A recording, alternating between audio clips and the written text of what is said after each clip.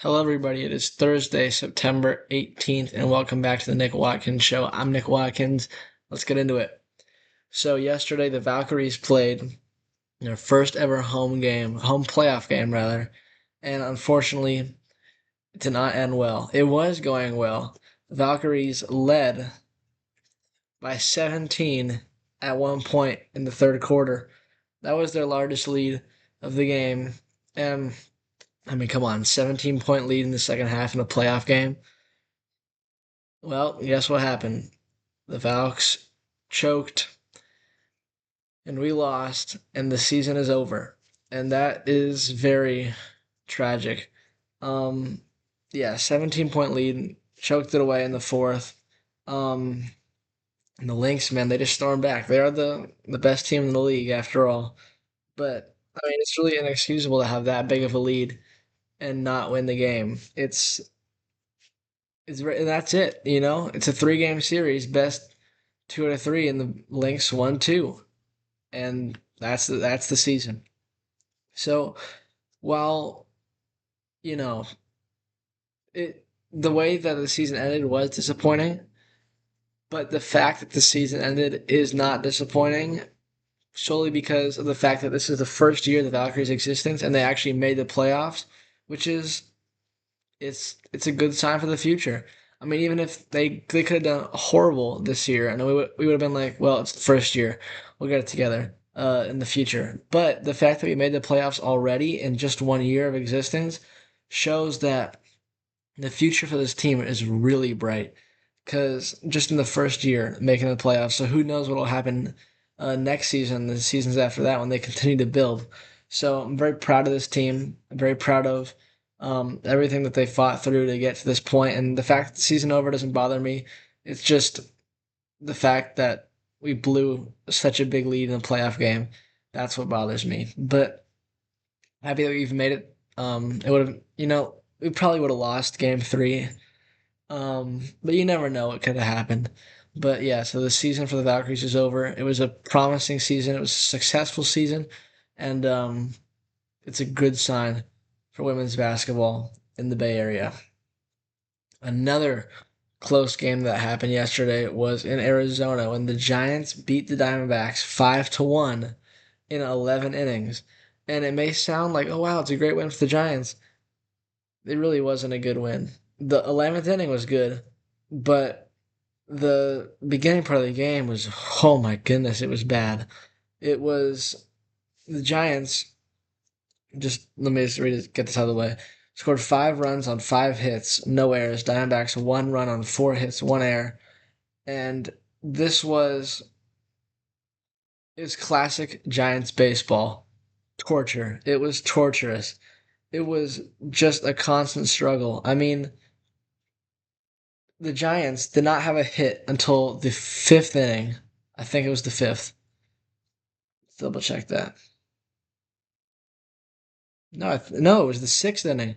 Giants didn't get a hit until the sixth inning, and then they didn't get another one of those until the 11th. So that's if the D-backs actually managed to score a single run, the game would have been over. We would have been swept, and we would have been in the worst spot we've been in for a couple of weeks. But somehow we managed to win this game, and I'm still shocked about how we were able to do it. Um, Yoel Peguero got the win. He was fantastic. He pitched 2 innings and gave up 1 run. That was the automatic runner in the 11th. But he came in and he had, you know, he had some traffic. He had a runner on third in the 10th inning, the winning run. Well, actually, in the 10th inning, the automatic runner was there.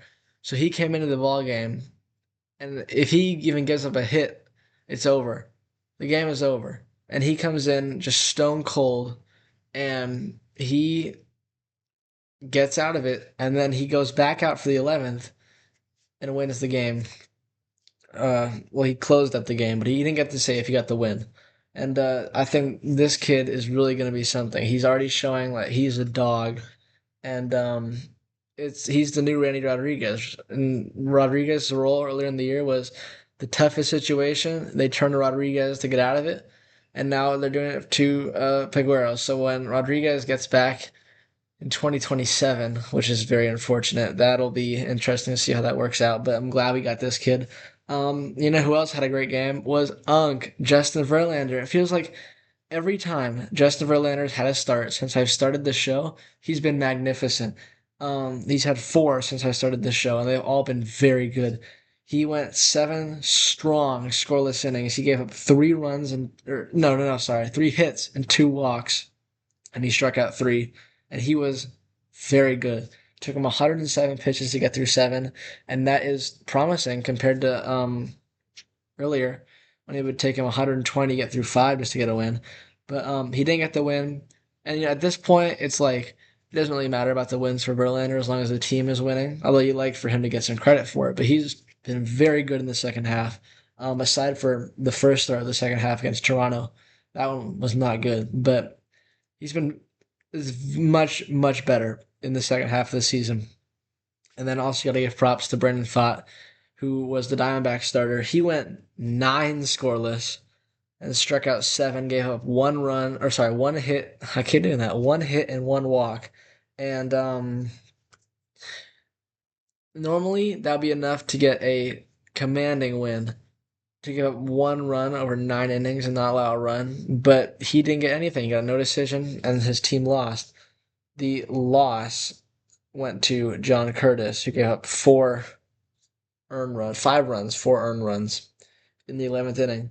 And as nice as it is to win in this fashion and for the team to be clutch late, scoring 0 runs through 10 innings and only having 1 hit through 10 innings it's not a recipe for success. It's not sustainable. And when you're going down to Los Angeles in a crucial 4-game series to play the Dodgers, 1 hit through 10 innings is not going to do it. That's an offense that can ignite at any time, and it's not good enough. So, while it is good that we got the win, and that the Mets lost, it's a little bit concerning, especially considering how 2 days ago went and yesterday. We were not very productive offensively, so hopefully we can turn that around. But if we don't, then we're dead in the water, and the season is practically over. So we'll see how tonight goes. Tonight is a big one. Giants, Dodgers, Yamamoto and Webb, really the two best pitchers on both staffs, and it's gonna be pivotal to the season because this is the last big test that we have. These 4 games against the Dodgers in Los Angeles, those are the hardest games we have all year left to play. After that, it's the Cardinals and the Rockies. And after that, the Mets also have 2 easy opponents at the end of the year. But who do they have to play? Okay, they have the Nationals. So it's actually not that. Okay, they have the Cubs after the Nationals. So we got to win these games. We can't just honestly, if we get out of Los Angeles with a 2-2 series tie, I'd be very satisfied with that because it at least gives us a shot. We got to come out of Los Angeles at or above 500. That's the goal. That's what we're looking for. And tonight is probably our best chance to get the win with Logan Webb on the mound. He struggled last time out. Tonight, he's got to be dialed. He's got to be locked in, and he's got to be doing everything he can. We're looking for a master class from Logan Webb tonight, going up against Yamamoto. Um, Hopefully some fireworks for the Giants in this one, and hopefully the offense can actually get some hits. And once again, like I said before, the goal is to score early and score often and give our starters and bullpen a cushion and then just hang on, unfortunately, but that's the reality of the situation. So go Giants and beat LA, right? And thank you guys for watching. I'll see you tomorrow.